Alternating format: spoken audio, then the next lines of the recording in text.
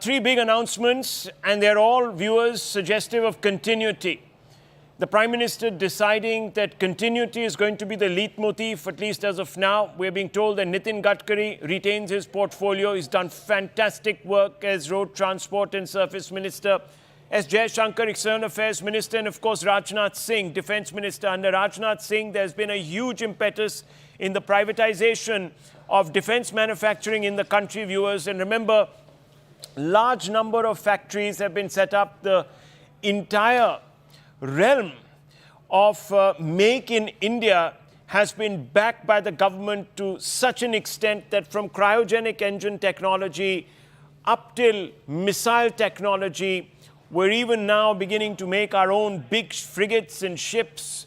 And this means a huge impetus for the defence sector, continuity there. Remember, Rajnath Singh in a previous avatar, viewers, was Home Minister. So Home and Defence, he's retained his defence portfolio. The other big name, Nitin Gadkari, 80,000 crores on building and upgrading rural roads. He's been holding this portfolio for a decade. He continues for another palpable 5 years. Since 2014, I think 200,000 kilometers of roads have been built, which is about 109 kilometers of roads per month. Now, all of this, viewers, means that over a period of time, these individuals have become extremely familiar with the work they are supposed to do, the pace at which they're supposed to do this at, and also, of course, the manner in which Mr. Modi functions. Now, we know that, and let me just bring in both our reporters, Aman, as well as, let me go across to, yes, let me first go across to Aman. Aman, what do you make of this? Three important decisions taken. We've got the information before anyone else. Talk us through.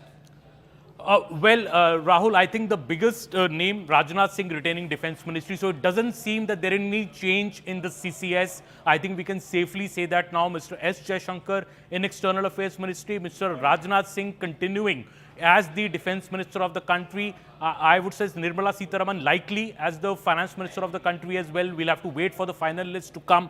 Nitin Gadkari, who's put up a phenomenal performance in the Roads and the Highways Ministry.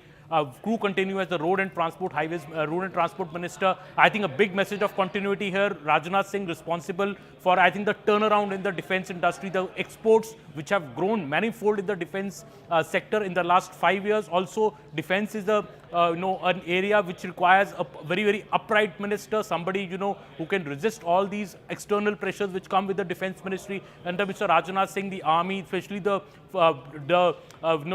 kind of aggression India has shown on the China border, eye-to-eyeball confrontation in the last 4 years. I think Mr. Rajnath Singh continuing as the Defence Minister is good news for the India's security establishment. Mr. S. Jaishankar, who has transformed India's, I would say, diplomatic relations with many other, the expertise, the USP, his ground knowledge of entire diplomacy, which he brings to the table. S. Jaishankar continuing as the External Affairs Minister. Nitin Gadkari, as we have said, the record pace at which roads and highways have been built in this country.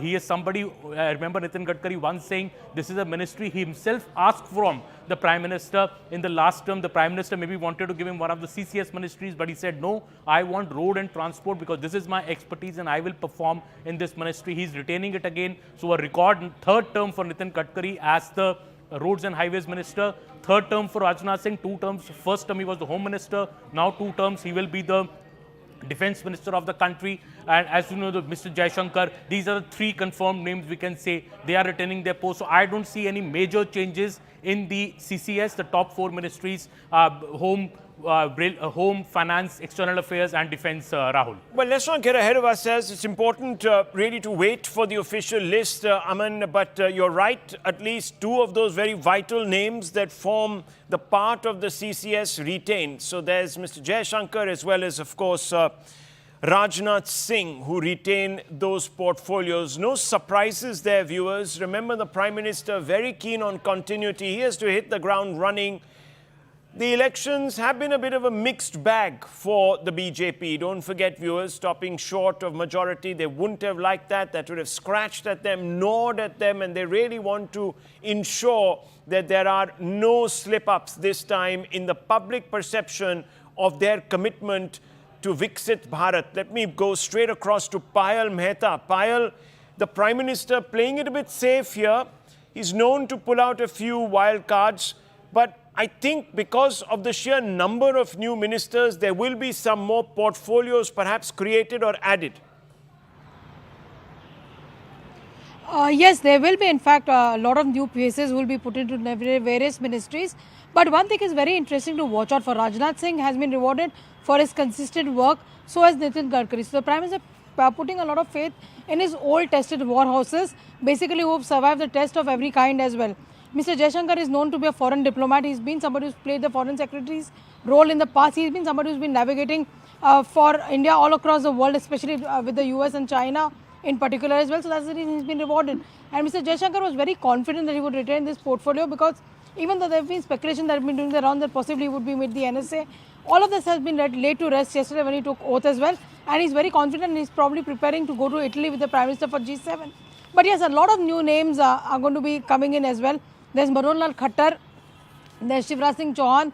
There are multiple places, like Ram Mohan Naidu from the TDP, Lalan Singh from the JDU. All these people are cabinet minister ranks. They have to be given something really respectful. Although road and transport would have been something which would have been on the mind of the TDP leadership, but of course Nitin Gadkari retaining it, and rightly so, because Nitin Gadkari is said to be everybody's friend. He's been somebody who's been working for the entire part of the country, building a network of roads, and something which in fact has got him a huge name and reputation. But Nitin Gadkari has not been scared to try uncharted territories also in the past. When he was given the Ministry of MSME, he made a lot of innovations in the MSME ministry as well. So they say wherever you put Nitin Gadkari, he's going to come out as a performer. It's probably his attitude towards his work. It's probably his attitude towards a positive approach towards life, and probably in a way looking at getting Hafta Mein Afsar, as they call it.